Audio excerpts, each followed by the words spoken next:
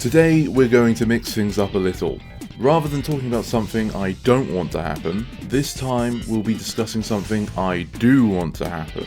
Sonic Adventure 3, or to be more precise, how I would recommend that the Sonic Adventure style of gameplay could be evolved for a theoretical new game that adopts the adventure formula. Whilst I deeply enjoy the existing adventure playstyles, it has been over 15 years since they were last put to use. The Sonic franchise is in a different spot compared to back then, and there are a lot of different ways the characters have been handled. My aim for this video is to try and advance the traditional gameplay styles whilst maintaining their feel in a way that Sega could genuinely consider to use. Obviously, there are now a lot of divides in what gameplay fans want to see, but hopefully if Sega ever watch this, there'll be enough variety to satisfy most people. You can never please everyone though. Sonic Forces is a great example of that. Brad Skate, she has a Droid 150 helmet. Oh my god! As such, if you're expecting to see gameplay reminiscent of the recent Sonic titles, you may find yourself a bit disappointed. Originally, I was going to cover 6 characters in this video, but as I wrote the script, I realised if I did, we would be here forever. So instead, I decided to just start off with Sonic for now.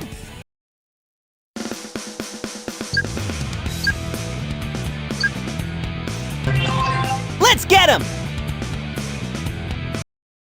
Sonic Adventure 1 and 2 are widely considered to have the best controls Sonic has ever had in a 3D environment. They are precise, fast and responsive, capable of both platforming and moving at top speed. We will be using them as the basis for constructing the new playstyle of Sonic. Part of what sets the adventure games apart from newer titles is the breadth of expression the player can put into their playstyle, thanks to the larger amount of options available. But this must be done carefully, as a common criticism for adventure is that too many skills are mapped to one button, causing misinputs. Sonic will move about much like in SA2. He starts with a steady jog that soon transitions into a run and will become a sprint if top speed can be reached. Turning should be fluid, and jump should try to transition Sonic from whatever his current speed was into a universal amount of momentum, which basically means he will move how the player wants regardless of his current speeds, just like in Adventure. If we imagine an Xbox controller, the A button is what should allow Sonic to jump. Jumps can damage enemies and open items like it always should. Pressing the B button in the air should perform the bounce bracelet as seen in Sonic Adventure 2. This technique is fun and practical. I never really understood its complete absence after 06, until making a lackluster appearance in Lost World. Likewise, pressing A in the air should perform the homing attack. Whilst this is now a staple move, it has always been a little janky. I would want it to adopt the function from Sonic 06's homing attack, as it allowed Sonic to lock onto things slightly above himself. However, it should be fast and fluid, just like the adventure homing attacks. Holding the B button whilst on the ground should rev up a spin dash. This technique will send Sonic off at high speeds, and will have high launch power like in SA1 to allow for some clever maneuverability by players. The amount of height you can gain by spin dashing off ramps will likely be lower than in SA1 though, so as not to trivialise level design unintentionally. Tapping the B button instead will cause Sonic to roll, allowing him to gain momentum but without having to stop and rev a spin dash. While Sonic is in a ball, tapping B will cause him to return to his feet without stopping.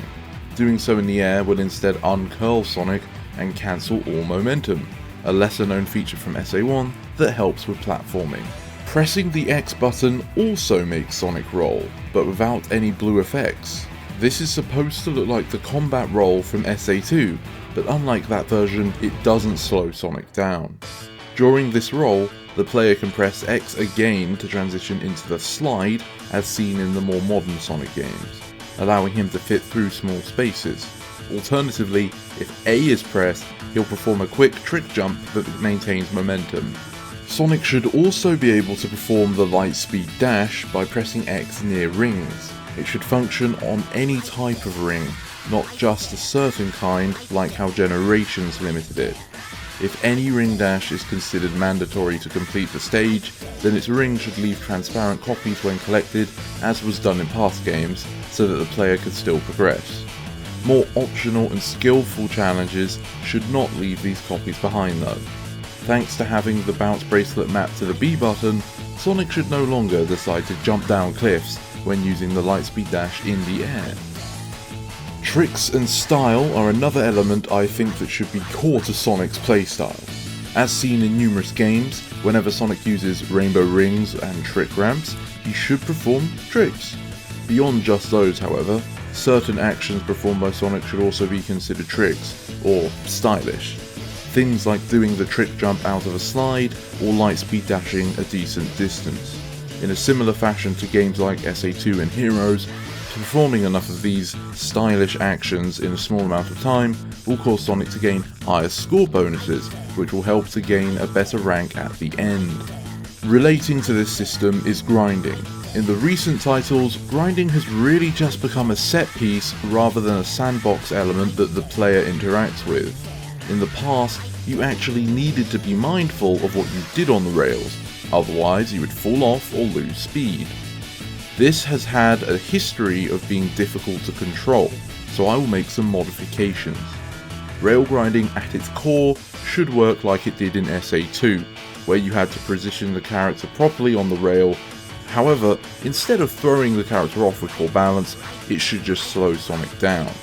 If Sonic stops moving, instead of pushing him off the rail, he should simply remain motionless. To pair with this, pressing the X button on a rail should cause Sonic to do a trick that increases his current momentum, providing a method of regaining speed. Tricks should only allow Sonic to reach a certain speed though, and using it when he's going faster than that limit should slow him down. That way, there is still a reward for skillfully controlling Sonic. Whilst it isn't a perfect upgrade of SA2's rail system, this one still encourages the player to think about what they are doing without opening the door for all the jank with SA2 grinding. As for rail swapping, simply hold the direction you want Sonic to go and press B. This is similar to Shadow the Hedgehog system, but an important distinction is that in that game rail switching was smooth because it was heavily automated. Since the rail system I am proposing would be used more freely like in Heroes, with all sorts of possible arrangements for rails, this wouldn't work. Instead, we'll do a bit of a blend. Performing a rail switch will make Sonic perform a specific animation like in the Shadow game, but the longer you hold the button before letting go, the more momentum Sonic stores up. What this means is that if you just tap B, Sonic will move to the side and land to the rails that are close to the current one. If it's partially charged, Sonic will go 2 rails to the side, and at max charge he travels 3 rails worth. This can also have a visual indicator. Half charge causes Sonic to crouch, and max charge increases the amount of sparks behind him. This still might be hard for some people to aim, and doesn't help with rails above and below. As such, the homing attack can also snap onto rails, like in Sonic 06. All of what we covered so far is what the majority of Sonic's gameplay would be built upon. However, as much as its execution so far has bothered me, I do not want to completely disregard the boosting ability Sonic possesses.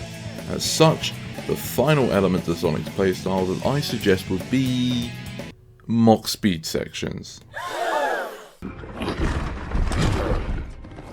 Take care, Arbiter. What you say is heresy, is it? This is not supposed to actually be a true 06 mock speed section, but they are a part of the inspiration. One of the main problems with the boost formula in my opinion is how it means stages cannot have as many intricacies in them as the classics or adventure had. Another problem with them is how inefficient they are at using resources, since so many assets are created just to be blasted past. Mock speed sections actually help mitigate both of these issues. Mock speed sections are just that, sections, a portion of a stage that was specifically designed to facilitate the best parts about high-speed gameplay and are unburdened by anything else since there was the rest of the stage to deliver other experiences. most of the Mach Speed section will also be able to reuse the assets of the parent level it is placed into, conserving resources and allowing for faster production at the same time. On a gameplay level, they could actually control like Sonic Generations boost levels. So Sonic can boost, slide, drift, jump, homing attack and mash buttons off of trick ramps to gain more boost. In addition, Sonic should still be able to tap the B button to roll into a ball and slide, as well as perform the bounce bracelet instead of the stomp. There would still be some different elements to this though. For a start, since these sections are specifically about going fast, the always moving aspect of 06's sections will remain. Likewise, smacking into walls causes damage, but instead of constantly ramming Sonic's face into the wall, a hit should push him away, like in the fan project P06. Jumping also shouldn't prevent you from moving in the air, and the lightspeed dash should remain functional. A controversial change to the way the boost would work is that I think it should be based on the Wii version of Sonic Unleashed. In this game, the boost was segmented into 5 bars. They fill up as usual, but activating the boost would drain 1 bar at a time. This meant you had to think about how and when you wanted to use your boost, which adds some depth to the current boost that it desperately needs. It also means Sonic's other ways of attacking are not rendered pointless, as sometimes it may be wise to conserve the boost for later. It would still act as a method to quickly attain top speed whilst invincible though. Of course, part of the gameplay experience is the levels we play in rather than just the character we use. This playstyle is intended to work with stages that have numerous elements to them: platforming, test of speed, combat and exploration. It is hard to get the exact idea across without making an actual level, but Sonic Heroes would be a good example. Sonic Heroes if it wasn't built with team mechanics in mind and instead had more of the Adventure Sonic level obstacles scattered around. So there we have my suggestion for a future Sonic Adventure playstyle. This Sonic is capable of pretty much anything thanks to his wide variety of skills and having the option to include Mach Speed sections for some levels. You could take this even further by incorporating character upgrades, granting more options to fulfill any other gameplay elements you could think of, or just for fun. The shoe power-ups from 06 are one such example that could work here. This was a pretty fun video to make, and a nice change from having to talk about how disappointing the newer gameplay has gotten. If you guys would like to see more of these, let me know, and of which characters. Thank you for watching this video right to the end, and I hope you have a great day. See you next time.